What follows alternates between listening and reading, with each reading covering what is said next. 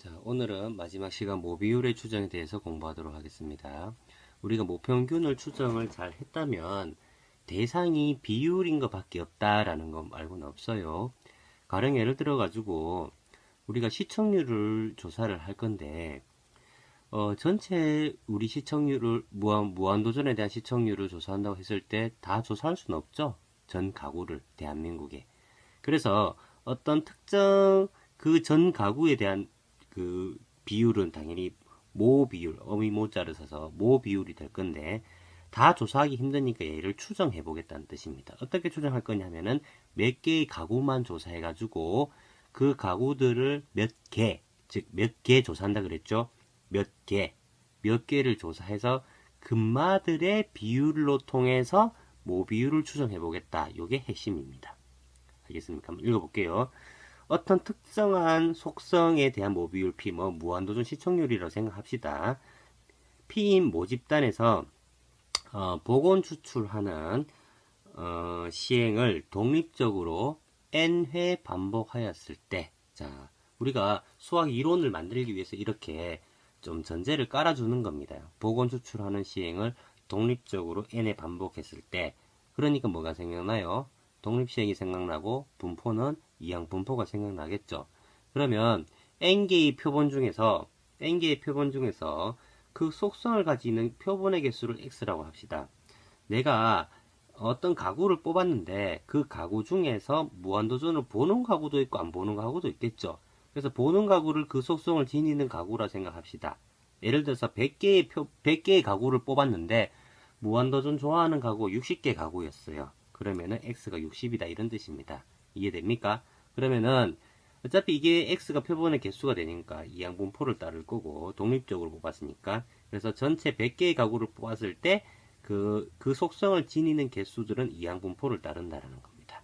그래서 결국에는 요 확률 변수의 대표값들은 우리가 지난번에 배웠던 것처럼 이렇게 되겠죠. x는 ex는 np, vx는 npq. 자, 이제부터 새로운 개념이 나올 건데 우리가 지난번에 표본 평균이라는 새로운 확률 변수를 배웠듯이 표본 비율이라는 새로운 확률 변수를 갖고 올 거예요. 그래서 이름은 햇, 이렇게 모자 햇이라 생각해서 p 햇이라고 했습니다.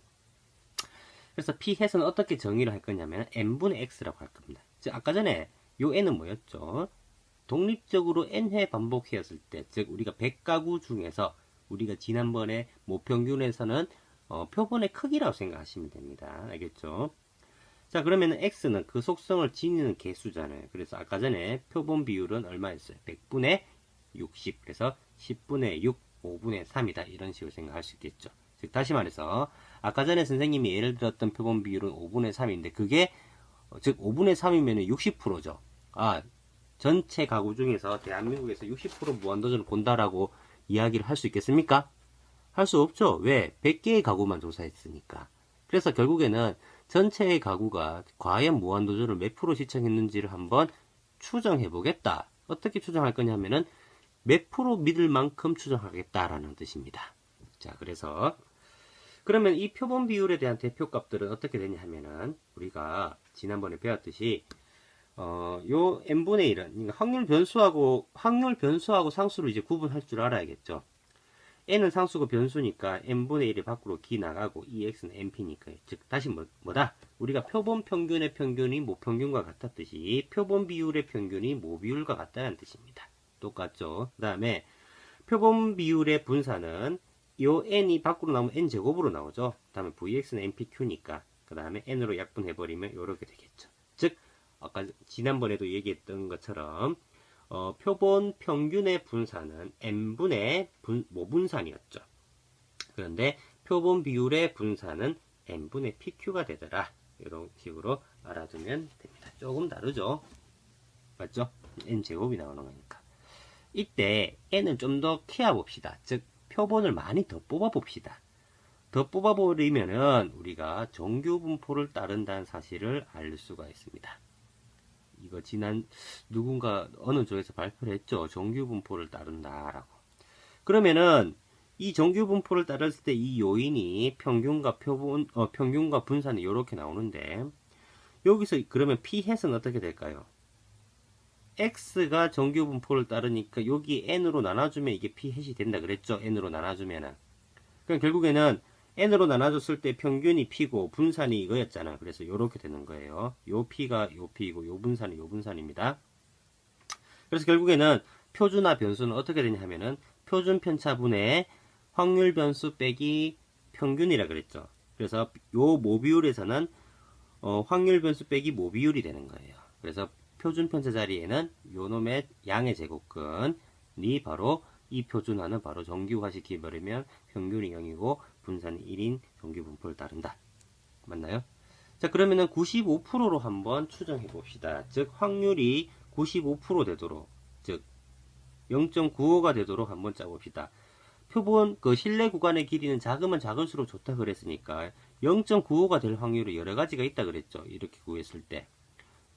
뭐 여기서 이까지가 0.95일 수도 있지만 선생님은 이렇게 제일 짧은 실내 구간으로 잡아서 0.95로 갖고 오기로 했죠. 그래서 이렇게 대칭적으로. 그래서 0.95가 될 거를 Z를 한번 그 찾아보려면 1.96이 돼요. 이거는 외워둬야 됩니다. 그래서 표준화 변수를 여기 집어넣고 얘를 양변으로 곱해버리면은 이렇게 되겠죠. 맞죠? 이렇게 곱한 다음에 얘를 마이너스 배 해주고 플러스 p 해설해주면 이렇게 된다는 겁니다. 그래서 결국에는 이 모비율 p가 여기와 여기 사이에 있을 확률이 0.95라는 뜻은 신뢰도 95%로 내가 모비율 p를 추정해버리면 이 구간이 나온다는 뜻입니다. 맞나요? 모비율 p가 구간 여기에 속한 확률이 0.95다.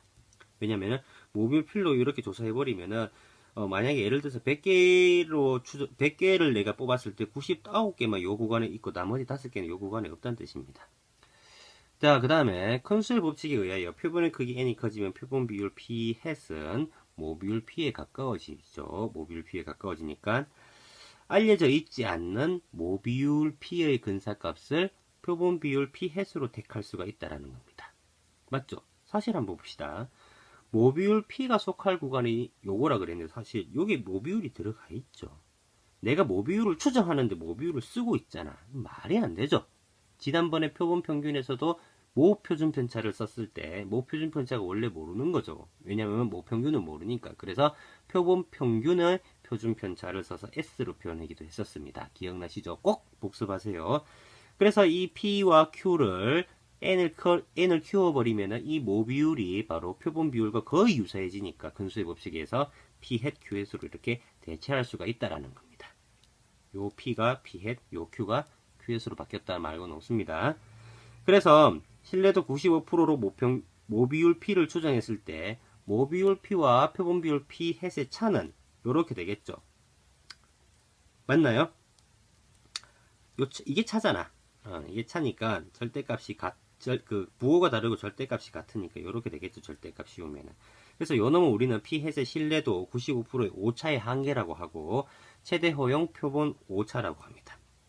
그럼 이때 한번 봅시다. 이것도 지난 시간에 그 효범위 조였으니까 모비율에 대한 이야기 했을 때 최대값 이야기를 했었죠.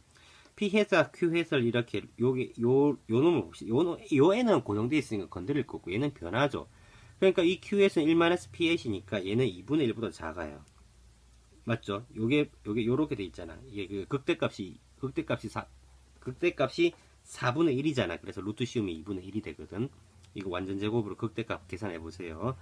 그래서 결국에는 P해가 Q에서의 요 부분이 2분의 1보다 작으니까, 즉, 요 부분이 2분의 1보다 작으니까 1.96의 2루트 n분의 1이라고 표현할 수 있다는 겁니다.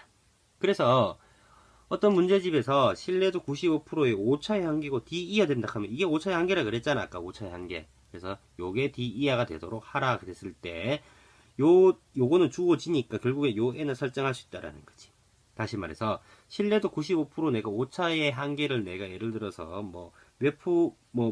얼마 이하 되도록 내가 하려면은 즉 오차의 한계를 막 줄이려면은 표본을 몇 개 더 뽑아야 됩니까? 이렇게 물을 수 있겠죠. 그러면 요 공식을 사용해서 n은 요거 이상 뽑아야 됩니다. 이렇게 이야기를 해주면 된다라는 거예요. 아시겠습니까?